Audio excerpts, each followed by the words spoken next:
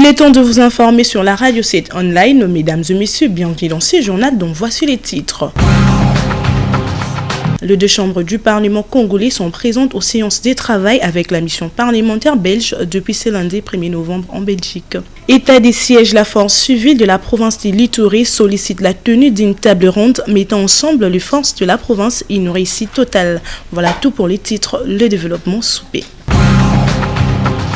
Le Parlement belge et congolais réchauffe les relations. Voilà ce qui justifie une séance de travail entre le bureau de deux chambres du Parlement congolais et la mission de parlementaires belges qui séjourne à Kinshasa. Un reportage de Stani Tamboué rendu par Michel Thioyo. Le renforcement de la diplomatie parlementaire entre la RDC et le Royaume de Belgique et le réchauffement des relations bilatérales entre les deux États, c'est l'objet de la mission du parlementaire belge à Kinshasa conduite par le ministre d'État André Flau. Sur invitation du président du Sénat Modeste Bahati, ce lundi, la délégation a eu un échange de travail avec le bureau de deux chambres du Parlement congolais d'abord, avec le président du Sénat Modeste Bahati à côté de tous les membres de son bureau ainsi que les députés et sénateurs membres du groupe d'amitié RDC Belgique de l'Assemblée nationale et du Sénat. Ensuite, l'honorable président du Sénat a accompagné ses hôtes au cabinet du président de l'Assemblée nationale, Christophe Mbosso Kodia Pwanga, où ils ont poursuivi les échanges sur plusieurs sujets. L'organisation de la grande foire des entrepreneurs qui s'ouvre ce vendredi à Kinshasa s'est aussi invitée au menu des échanges. Cette visite aboutira à la signature d'un protocole d'accord entre deux parlements pour se soutenir mutuellement dans plusieurs domaines. L'accord porte notamment sur l'échange des informations et expériences entre les parlements de ces deux pays historiques. Nous entendons par nos contacts ici donner le signal que nous voulons effectivement intensifier les rapports entre le Congo et la Belgique, en commençant notamment par les rapports entre les assemblées parlementaires, l'Assemblée nationale et le Sénat ici, et les assemblées Chambre des représentants et Sénat en Belgique. Parce que tout système démocratique appuie sa base sur les assemblées parlementaires. Et donc il faut voir notre présence comme étant une volonté d'avancer ou d'actualiser déjà des choses que j'ai faites moi il y a très longtemps d'ici, puisqu'il y a déjà un accord et une base qui existent depuis 2012. L'autre élément, notre mission ne va pas se contenter d'être au niveau du Parlement. Nous voulons également, avec le soutien des présidents d'assemblée d'ailleurs, nous voulons avoir une multitude de contacts avec un grand nombre de ministres, y compris le contact avec le président de la République, pour effectivement évaluer le chemin parcouru depuis sa première visite en Belgique en 2019 et de voir dans les domaines où on peut aider à accentuer le partenariat, notamment le partenariat entre des startups et des entrepreneurs ici dans votre pays. Il faut noter que c'est par l'aéroport international d'Indili que la délégation est arrivée à Kinshasa. Elle a été accueillie au pied de l'avion par le deuxième vice-président du Sénat, le pasteur Sakuma Mossai. Ouverture ce lundi du séminaire sur les renforcements de capacités en faveur de policiers organisé par le commissariat général de la police en collaboration avec J-Consult Mine.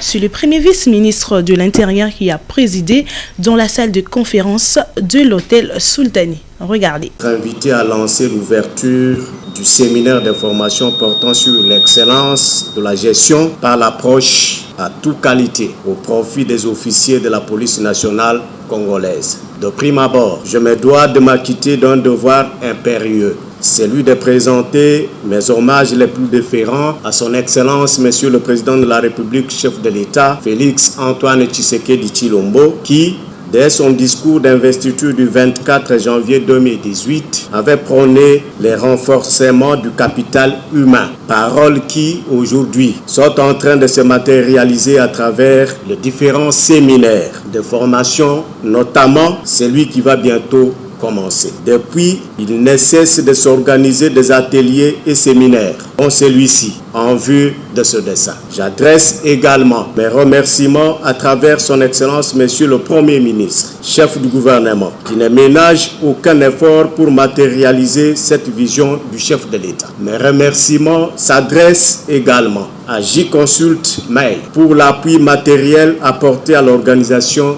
de ce séminaire. Messieurs les participants, Je vous encourage à suivre les enseignements de ce séminaire avec assiduité, afin qu'à son issue, vous deveniez des femmes et des hommes nouveaux, dont les atouts coïncideront avec vos qualités de gestion de vos charges respectives. Ainsi, je déclare ouvert le séminaire de formation relatif à l'excellence de gestion par l'approche à toute qualité. Je vous remercie.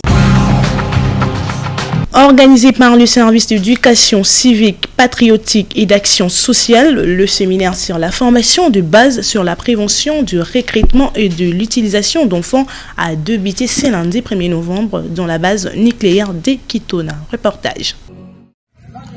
Le 1er novembre 2021, vers 10h30, s'est ouvert dans la base militaire de Kitona un séminaire de 5 jours, du 1er au 5 novembre 2021, concernant les commandants d'école, centres d'instruction, ainsi que les directeurs d'instruction. Le séminaire a pour thème la formation de base sur la prévention du recrutement et l'utilisation d'enfants comme soldats.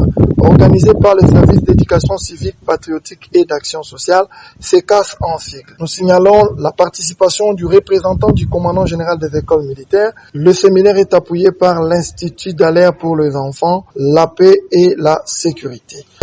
Plusieurs mots de circonstances ont été prononcés, tels que le mot du représentant du commandant du service d'éducation civique, patriotique et d'action sociale, SECAS en sigle, le mot du représentant du commandant général des écoles militaires, ainsi que le mot de l'officier des liaisons de l'Institut d'alerte. Le lancement a été fait par le commandant de la base militaire de Kitona, adjoint en charge d'administration et logistique en ces termes. Suivons-le.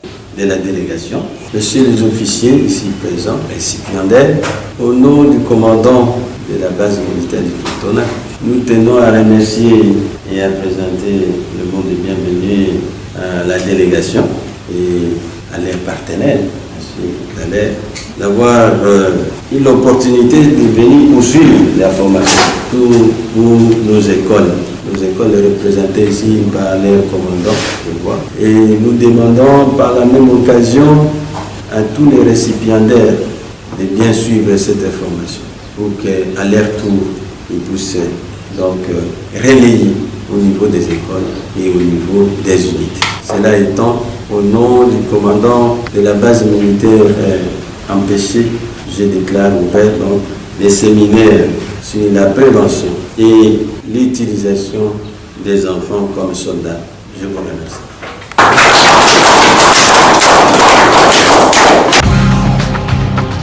La société civile de la province de l'Ituri souhaite qu'il ait une table ronde de toutes les forces vives de la province pour la réussite totale de l'état de siège. Depuis le début de l'état de siège, il y a plus de tueries, de massacres, de vols et de viols.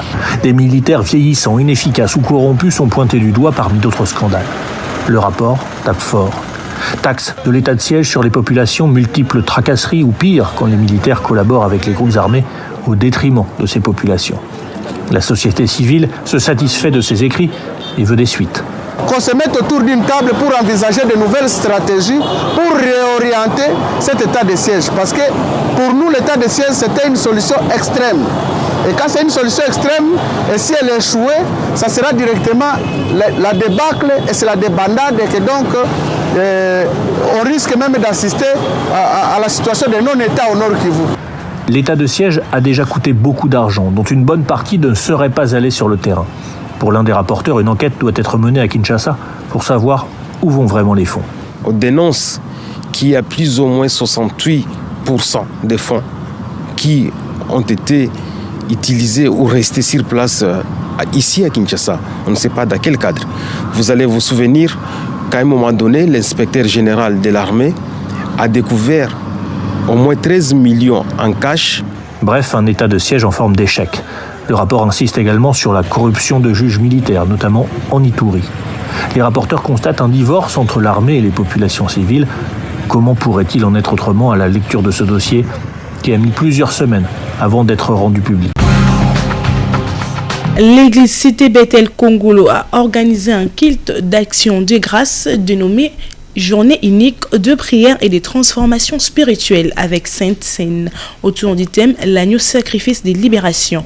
Présente à Sekilt, Betty Tanfoumou Bok nous fait vivre l'ambiance. Reportage.